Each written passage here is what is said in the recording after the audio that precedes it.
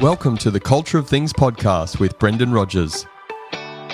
This is a podcast where we talk all things culture, leadership and teamwork across business and sport.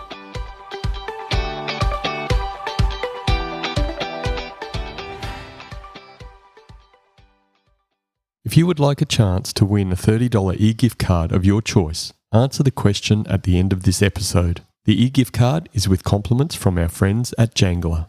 Hello and welcome to the Culture of Things podcast. I'm your host, Brendan Rogers, and this is episode 45. Today I'm talking with Amy Lynn Durham. Amy's the author of Create Magic at Work and the founder of the Create Magic at Work membership group. She uses her skills as a corporate mystic to bring spiritual intelligence and emotional intelligence to energize and transform the workplace. Amy is a University of California, Berkeley certified executive coach and emotional intelligence practitioner who spent years in the corporate world, successfully managing hundreds of employees for private and publicly traded companies.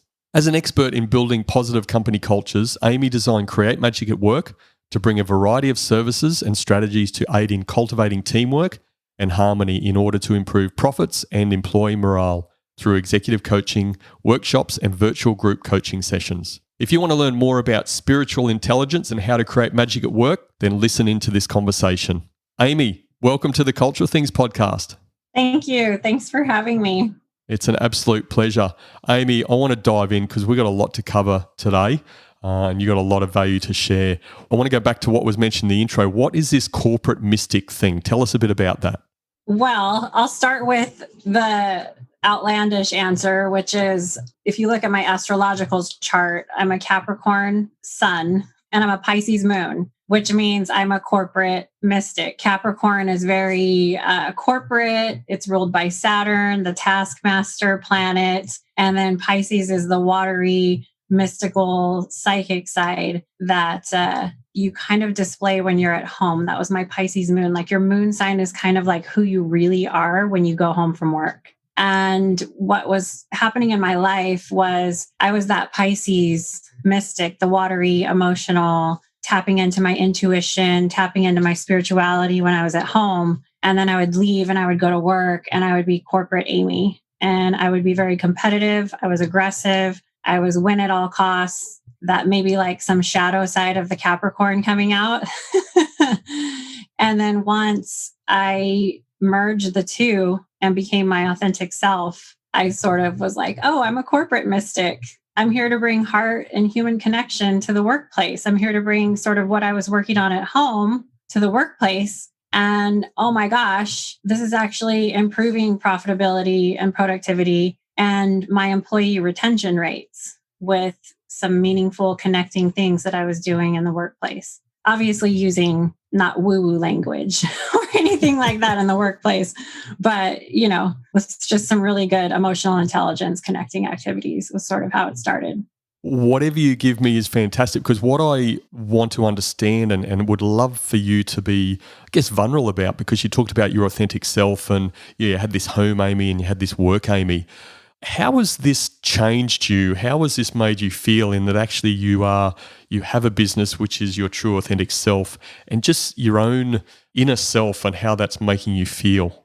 It's been interesting and it's been a bit of a roller coaster. I mentioned to a fellow executive coach, oh my gosh, what I do every day at work was what I used to do at home all the time when I was off work.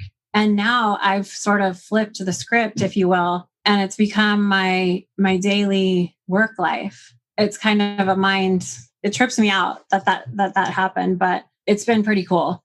And the part of it, you have to kind of have not afraid to be judged anymore feeling. It's scary to put yourself out there. You're not going to be everybody's cup of tea, and that's okay. You're going to attract the people to you that are meant for you and meant for your message. So that's why I've given up, at least I try to give up the attachment to outcome and just show up and serve. Yeah, it's a great point. And I want to talk about your book. I just want to jump straight into that because I bought your book. I read your book. It's a fantastic little read. I was saying to you off air that thank you for making it short, impactful and powerful, because they're the books you just really feel like, yeah, I'm going to read this. I'm going to smash it out. Some really great stuff in there. It's called Create Magic at Work. What does the magic look like? Let's look at the end game. So if we're talking about in the corporate workspace, the magic that you're creating would be authentic connection between your employees. And then the magical outcome would be an increase in productivity and profitability by doing that. If we want to take it a step further, if you want to dive in to the connection, to the spiritual intelligence piece, it's those things that you can't see maybe with your physical senses right away, but that you know are there. But then I want to add to that, especially for the corporate workspace, you can measure it at the end. You can measure your retention rates. You can measure how long your employees stay with you or how often they leave. That's a huge cost to companies retraining people, right? If they're happy, they stay. So you can add that data piece to that. But I add that because people have a hard time wrapping their brain around something they sometimes can't see with their physical human senses.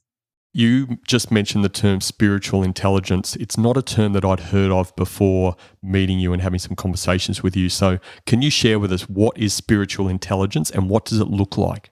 There's a few definitions out there, so I'll offer you a couple. Putting your day-to-day concerns aside so you can operate from a space where your view is for everybody in the bigger picture as a leader. That's a big one. The other one is maintaining inner and outer peace regardless of the situation, coming from a place of compassion and empathy regardless of the situation. I like to describe it as operating from your higher self.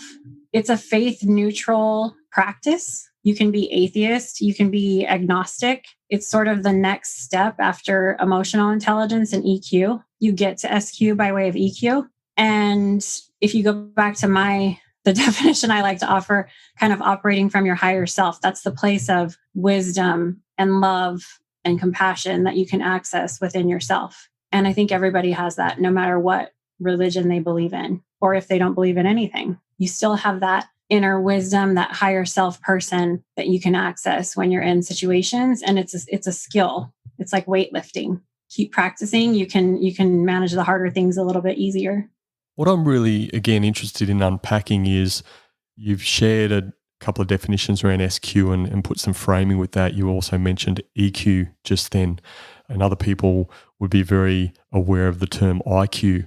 You've also mentioned physical intelligence as well, and these four coming together. Can you talk to us about those four things, how they come together, how they interrelate with each other? So in the SQ model from Cindy Wigglesworth, she has a multiple intelligence pyramid.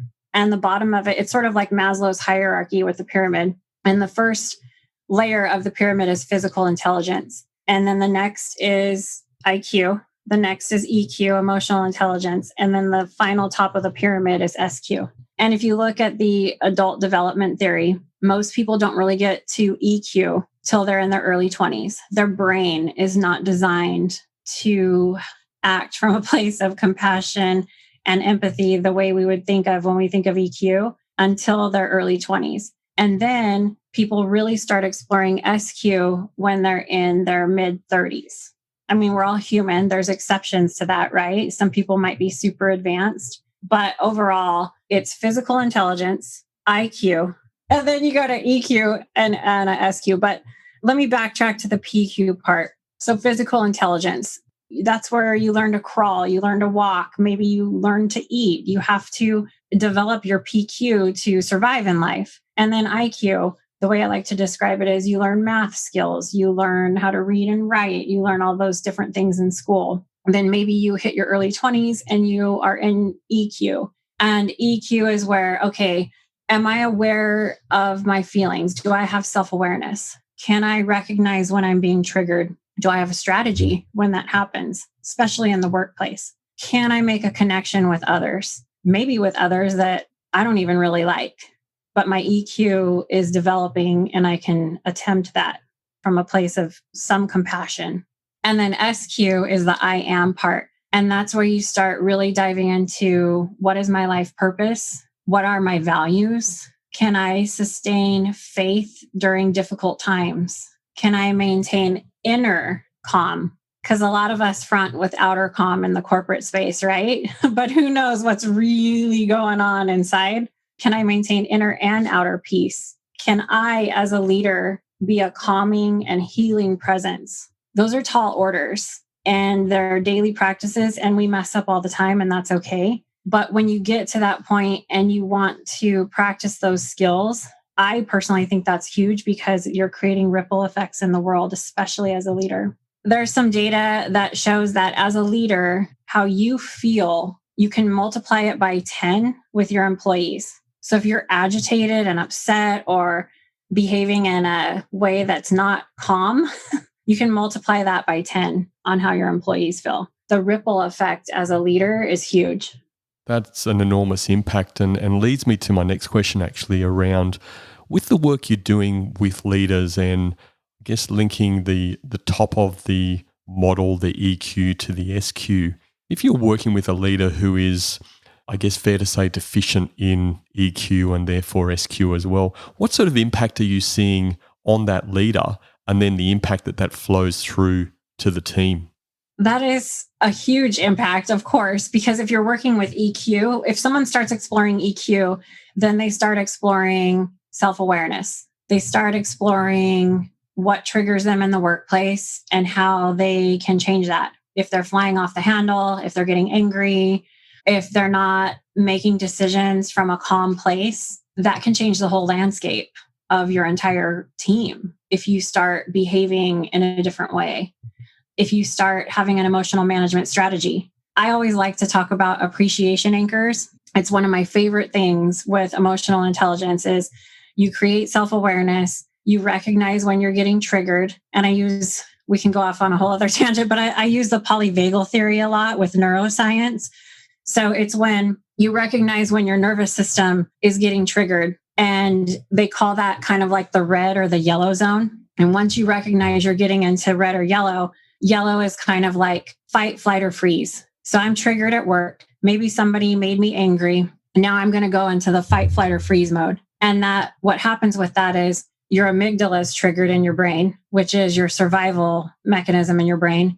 And it shuts down your neocortex, which is the part of your brain that can think creatively and think of different solutions more than just fight, flight, or freeze.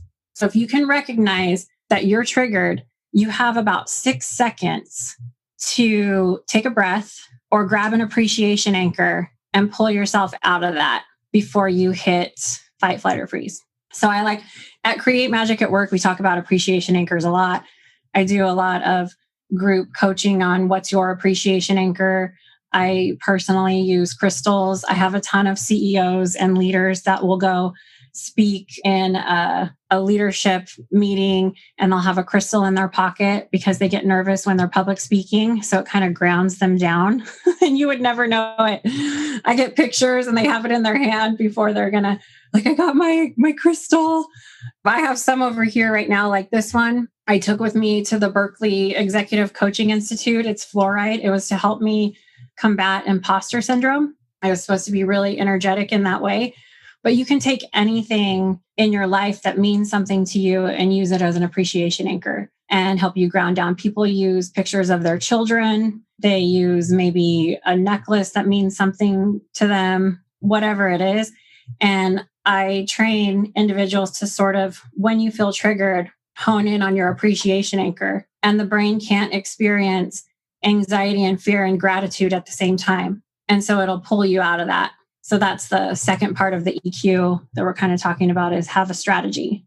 I guess it takes me back to that technical term you used at the start of the episode, woohoo. And woohoo, yeah. Yeah. Very technical, yeah. Amy. But thinking about that term woohoo, because when you explain this stuff, it's not woohoo. Like it's really about creating connection and deeper connection. And we all know that connection is so important for individuals and humans to have, and great things grow off the back of having deep connection.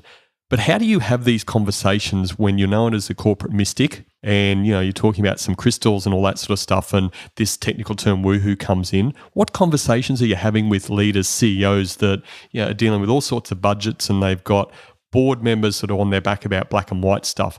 How are you having these conversations? What are you saying to them to say this is not woohoo? Exactly what I just said to you. I share the data. I talk about the brain and how it works. And they don't have to use a crystal if they're not down for that. They can pick something in their life that means something really positive to them or brings them great gratitude. They can totally do that. the interesting thing, I think, for me is because I'm knowledgeable in that space, I'm not afraid to talk about it, especially because exactly what you just said. I know these individuals are used to looking at data sheets, financial analysis. I've done it myself, I've been in that space, and they're not knowledgeable in what I'm talking about. And so it kind of makes it easy for me in that way because I'm coming from a place where I'm sharing information and I'm showing up to serve. And I know that it works scientifically. So I don't really get pushback, I guess, if that's what you're asking, because one, kind of what we talked about before, I think you attract who you're supposed to be working with. And then two, it's not like the minute you start working with someone, you're like, oh, here's a bunch of crystals, or here, let me do a tarot reading for you, or anything like that. It sort of comes out organically through the relationship. So maybe we're in coaching session number 4 or 5. Hey, Amy, I heard that I heard you do tarot. Can you maybe pull a card for me? I'm open to that. I want to see what that's about.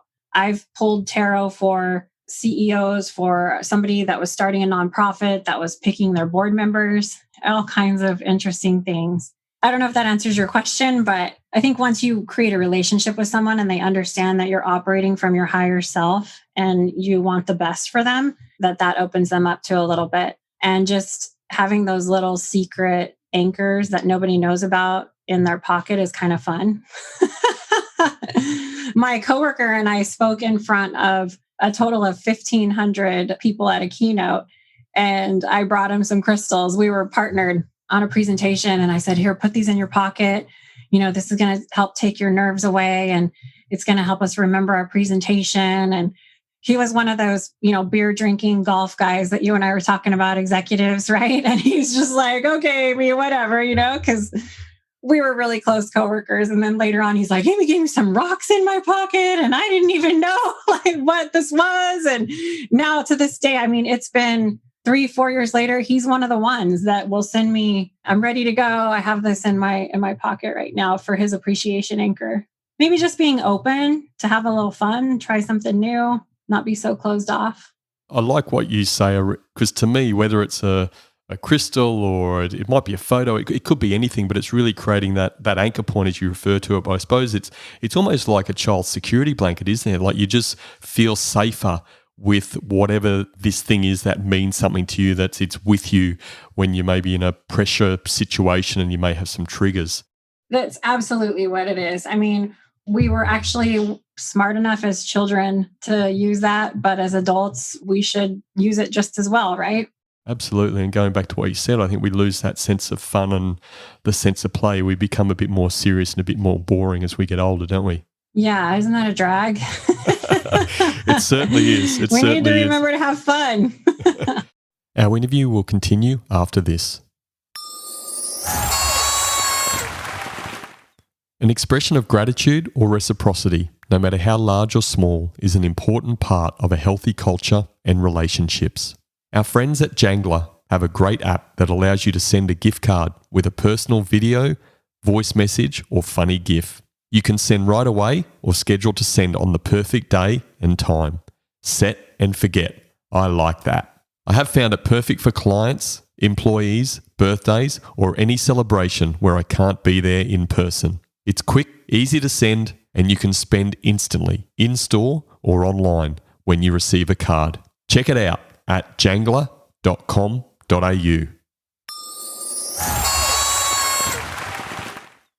You've mentioned data a couple of times. I'm a person that enjoys some of the data as well.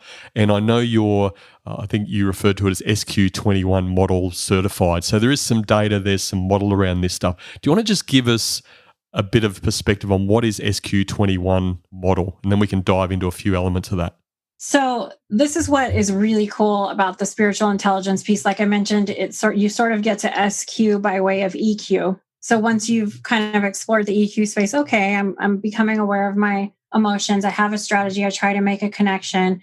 Now I really want to explore my life purpose and really elevate how I operate as a human being. The cool thing about SQ21 is it's broken down into 21 skills that are tangible for you to work on. So when I discovered it, I was super excited because it's sort of like we were talking about before, took some of the woo-woo out of it and gave a practical application to what we're trying to work on here. It's broken into 4 different quadrants: self-awareness, universal awareness, self-mastery, and social mastery. The social mastery piece goes from you being to actually doing. How are you a change agent in the world? For me, quadrant 4 is like, that's the big piece as a leader. That's the big explosion, right? How are you actually operating and practicing these skills with others? And I'll just hone in on one of the skills, or I can do a couple, but one of them is being a calm and healing presence in any situation. And I'll just use my personal story. So I scored a little bit lower in that category than I would have liked, but it was no surprise because I can tend to be a pretty feisty person. And, I came from a very competitive corporate landscape. So I would get in there with the best of them. And some of my old coworkers would crack up if they heard that I was working on being a calm and healing presence for 2021, because they probably get it. But it's so cool because you can pick a skill to work on and really improve on that. I want to be a calm and healing presence. I want to have others feel calm around me. I want other people to operate from their higher self around me because I'm calm and I'm operating from my higher self all the time. And that's just one particular skill. But I will tell you, you pick a skill to work on and the universe will rise up and give you a ton of opportunities to work on it. So I'm like, I should have thought this through a little bit more before I decided to work on being a calm and healing presence. Because, you get the tests. You're so right. Again, we become more aware of these things. They seem to show up all the time. So what is it you are doing? Tell us the practical nature of being this more calm and healing person for you. Sometimes I feel like I'm failing. Obviously, I have a new puppy that has tested my patience over and over with, potty training and things like that. And here I thought I was this big, centered SQ coach. And I have this little puppy that's waking me up at 2 a.m. and has to go to the bathroom, and lack of sleep. There's your PQ, right? Your physical intelligence going down a little bit. So you can't operate from the SQ space as much as you would like. But the things that you want to try to work on that would be, okay, how do I operate from my higher self, which is the place of love, compassion, and wisdom? How do I recognize when my ego is rearing its ugly head and I need to calm it down? So for me, some of the training that I've learned has been to have a conversation with my ego. So if my ego flares up, or if I'm in yellow, like I was talking about before, fight, flight, or freeze, I can take a breath. Breathing helps open up my brain. I can pretend like, this might sound a little, I can pretend like I'm 2 different people, 2 different Amy's, higher self Amy, ego Amy, and have a conversation with the 2. Why are you acting like this? What's really going on? Why are you upset? Okay, it's okay. I got this. I'm operating from my higher self. You tell your ego to me is almost like your child that might throw a tantrum sometimes. And so you tell them, hey, we're an adult here now. I got this. It's going to be okay. You can go take a nap now. And that's sort of how I try to work on being a calm and healing presence. Obviously, the recommendations like meditation, I work with the phases of the moon, all of those different spiritual practices are really important to me. But at the same time, what has been a very big learning lesson for me this year is that the people in your life are your spiritual practice. They're not in the way of your spiritual practice. So they're there to help you. Thank you. Thank you for being here and giving me an opportunity to practice this right now. I'm grateful for that, because you can get into a space with these practices where, at least I was, where I want to go meditate, or I need to do my new moon intentions, and my relationships are getting in the way of me being by myself and doing all my spiritual work. It's like, no, the people in your life are your spiritual work, and they give you opportunities to work on it all the time. So take that to the workplace too, right? The people you work with can help you grow as a person and in your SQ skills. They can help you be a calm and healing presence. Maybe that person at work that just really gets on your nerves and triggers you is there because they're there for a reason, and you need to answer the call. Yeah, I really like that, just bringing that into just your everyday life. We've just referred to yourself and that calm and healing presence. Of the other 20 in the SQ21 model, is there one that you found with the work that you do with leaders that is more impactful, or you've found some pattern in leaders where they really need to be spending or focusing a little bit more time? And if you have, it'd be great if you could share that. That's a really good question. And you're right. I tend to see patterns, but I don't know if I tend to see patterns based on like the energies that are going on in the world, or based on if it's just a characteristic of a leader in general. But I will say that what has been interesting is the making wise and compassionate decisions has kind of come up as a discussion point that could be worked on a little bit better for leaders. And then when it gets so interesting when the making wise and compassionate decisions comes up, because, you know, a lot of the leaders that I work with are great people and they want to do well, obviously, in life and help make a difference. They wouldn't be working on SQ if they, you know, like they wouldn't be coming to take the assessment if they weren't interested in that. And that's been really interesting, because what comes up from that conversation is judgment, how I'm judging others. How can I stay curious?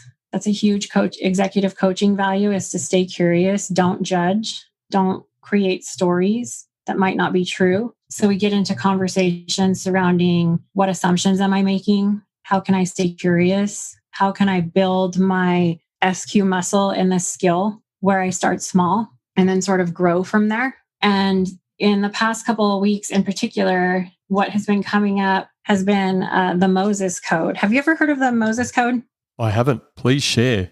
Okay, so I'm no expert on the Moses Code, but I love it. And I talk about it with my clients quite a bit. And what it is the basis of it is that when Moses went to the mountain and God spoke to him and he said, I am that I am. I don't know if you remember that Bible story, that the comma was placed in the wrong spot, and that he really said, I am that, comma, I am. And what that means is we are all one. And so this comes up in this making wise and compassionate decisions, not judging, staying curious. It's a really cool practice that you can do in your life where, let's say you're driving down the street, you just do the I am that, I am practice. You point to each individual you run into. Maybe the homeless person on the corner, I am that, I am. The person that cut you off in traffic, I am that, I am. And it's a practice that connects you to everybody. Or there's another compassion exercise that I send to my clients that want to work on this skill. Just like me, this person is trying to avoid pain in their life. Just like me, this person wants love. There's different statements there that they focus on other individuals and say those statements. And then it's more connecting, and it helps you understand that we're all kind of struggling through life and trying to make it, in a nutshell. There's a couple of angles I want to go to. I'm going to start with this one first. Just back to that wise and compassionate decisions and some sort of patterns you've seen through leaders you've been involved in. What is the impact of a leader not making wise and compassionate decisions? Therefore, why should they work on this? Let's start with the way that a leader is, whatever they feel, whatever energy they're projecting, you can multiply that times 10 to their employees. So I would take that a step further into the making wise and compassionate decisions, because people in the system, unfortunately, that a lot of us have had to work in or work in now, the system's competitive and it's a hierarchy that you work up to, right? So it can be cutthroat at times. So if you're a leader that doesn't make wise and compassionate decisions, your employees are going to follow. And they might even follow times 10. And so you're rippling that down to an entire organization at a magnified level that actually can cause turnover, loss of profit, and for me, a breakdown in humanity. If you're in charge of hundreds or thousands of people, you have a much bigger call than just profit. What kind of legacy are you going to leave on this planet with these people that you're in charge of as a leader? Knowing now that you create this kind of ripple effect, it's a big deal. Yeah, absolutely. There's some pretty serious consequences that you've just explained. What sort of leader is ready for this? Because this is deep stuff. As you said, there's the emotional intelligence, and then it's going to the next level of spiritual intelligence. But what sort of leader is ready to transition and really get to that level of depth about themselves and their own self-awareness? I would say if you feel like you've dabbled around in the EQ space, you don't even have to know what EQ is. Let's say you're like, wow, I've really become aware of my emotions. I'm really trying to manage them properly. I really reach out and try to make connections at work. Now what? That would kind of be like, let's explore SQ. Let's explore really going that next step into these 21 skills. And then I would also add, like, we hear this all the time on LinkedIn and in other spaces. What's my life purpose? Are you pursuing your dream? I'm stuck at this job, but one day I'm going to do XYZ. When is that one day? SQ can really help you dive into what your values are and really try to figure out what your life purpose is. Let's talk back on the practical side of things again in relation to your book. You've got some really cool, and for me, some really powerful exercises in your book, Create Magic at Work. Again, we haven't got time to go through all of those, but is there one that you can explain to people out there listening that in your experience it has really had a dramatic impact in a really positive way for making these sort of connections and people starting to move and foster into that SQ space? Right away, my intuition is just going to the intention setting exercise, just because it has that, for me, that wow factor with employees and teams that you're working with. And I'm talking to you today, and it's a full moon day. So it's coming up again that we should probably talk about intention setting. Full moon is a great time to release things in your life that no longer serve you. And if you follow the moon phases as a leader, you don't have to talk about them in the workplace. But if I was a leader and I had a meeting today, I would know the energies in the universe. And maybe I would end the meeting, hey, what's one thing you guys want to let go of today? Maybe from last month or in your life, or maybe something you weren't very proud of, and maybe a failure that you're not afraid to talk about. So you're creating psychological safety, but then you're adding that magic to it where it's the full moon and they're letting it go. So there's some cool things you can do in the workplace for that. And that's the intention setting exercise. You can do it around goal setting. You can do it around your personal life. When it's around the new moon time, I do bringing intentions in, goal setting, things like that. And everybody gathers around. They write down what they want to bring into their life, whether it's a goal at work, a personal goal, whatever it may be. They share. And then I use this flying wish paper. I think I have a kit right here. I think you and I were talking about it before. And you light it on fire and it burns down. And when it hits the platform, it flies up in the air. And sort of, it's like you sent this off to the universe, this or something better. Who am I to know what is the best for me? But this is what I'm feeling right now. And I think that's really powerful because it adds a little fun to the workplace with sending the little flying wish paper up into the air. Kind of has that wow factor. Absolutely, provided the smoke alarms are turned off. Everybody says that, but I guarantee you that it's so small. It's just a little tiny smoke and it goes out right away. So it's not a workers' comp situation where an employee could get hurt or anything like that. I promise. You mentioned the term psychological safety and leading into vulnerability, which we all know is the best way to build trust. So again, that connection, how does the sharing of that intention happen within a group like that? What do you do? How do you facilitate that? So I would do it either at the end of a meeting to just send everyone off. With COVID and with Zoom, I've done a few actually on camera where we write them down and share and then light them on fire together. Like if I've mailed out packs to individuals in a group session. And really, you just have everybody write down what they want to bring into their life on a tissue paper. And then you ask them to share. And that's the power right there. And the magic is when they're sharing with each other, because you're in the meeting or you're with your coworker that gets on your nerves or did something to make you mad. And you hear them share something vulnerable about their life that maybe they wish or that they want to bring into their life, or maybe something they want to let go of. And it actually goes right back to the compassion piece we were talking about. Oh, just like me, they had a sick family member and they're struggling. Just like me, this person didn't get any sleep last night. Wow. And then right there, boom, you're connected. and then they light them on fire, and each person, can light it on fire and let it go. And you hold space for each person to do that. And then you break. And then all of a sudden, as a leader, you find out Shelly reached out to Johnny and they're working on a project together and they never even talked to each other before, or whatever it might be, because they felt that human connection in that exercise. We had a conversation pre-recording and you showed enormous energy, and you showed enormous energy through this interview now. Why is this work so important for you? What gives you so much energy around this sort of work? And so the answer to that is, one, it's internal work that you start exploring within yourself to be a better human being. And then once you start discovering these skills and how they actually work and connect others, you want to share it. And that is probably the biggest piece for me. And I'm super grateful that I'm able to do this, that the universe has offered me this opportunity, the financial space to be able to do it. And I really feel like this is my life purpose, is to show up and serve and to teach these skills and to practice these skills myself, because I'm not perfect. I'm working on being a common healing presence this year.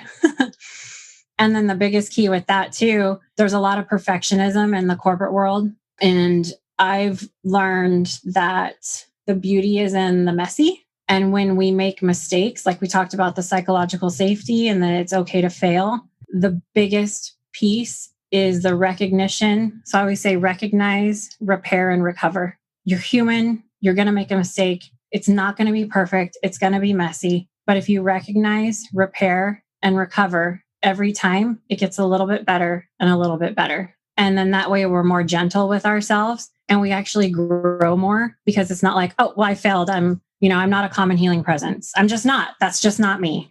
No, I slipped up and now I can keep working on it a little bit more because I recognized it. What happened in that moment? Why was I triggered? How can I do better next time? And Amy, that takes us into a nice sort of wrapping up and closing point. People who have listened, listeners today, and learning about spiritual intelligence and the link with EQ and the importance of it, the positive impact it can have for their own leadership style, and the impact on the team. What would be your parting advice for people to get started, to take a step, to put a toe in the water around this area? I say, if you're a leader, it is your responsibility to step out and be vulnerable and have courage to do something like this. If you are so courageous that you can analyze and hammer through a 50-page financial sheet in front of everybody, or if you're so courageous that you can lose your cool in front of somebody, then you can probably be just as courageous to maybe, like you said, stick your toe in the water and try to share a piece of gratitude with your team for the day. Something super simple and small. You don't have to light something on fire, but you can go around and share a piece of gratitude. Hey, during company time, let's talk about skills of EQ. Are we aware of our emotions today? Does everybody have a strategy if we get triggered? Super valuable stuff, right? So to me, it would be have the courage and the vulnerability as a leader to start. And if you don't know where to start, Create Magic at Work has some fun ideas that you can read in the book. And then my goal is that you just use that as a little jumping off point and you have your answers within.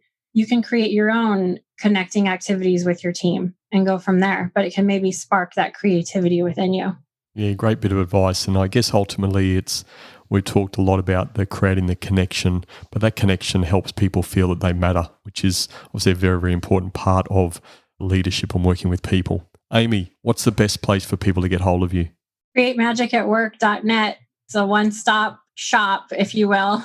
So my website, CreateMagicAtWork.net. If you want to be a magic maker, go to that, check it out.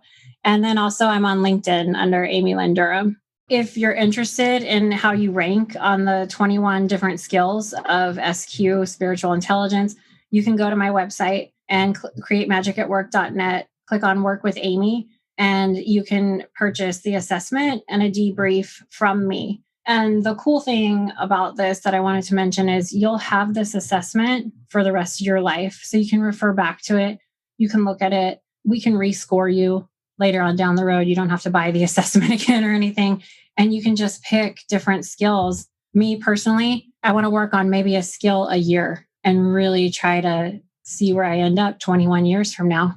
Fantastic, Amy. Look, thank you for sharing what you've shared today. Again, I'm really excited actually to dive into this SQ21 model. There's so much crossover and so much excitement from my side about I can learn a lot about that and how I can actually even continue to hopefully add more value to my own clients in that space, because I know I've got a lot of leaders and I'm fortunate enough to work with that would really be excited to understand a bit more of that as well. So thank you once again for sharing your knowledge, your expertise. Well done on the work you're doing, and thanks for being a guest on the Culture of Things podcast. Thank you. Thank you for having me. It was a pleasure.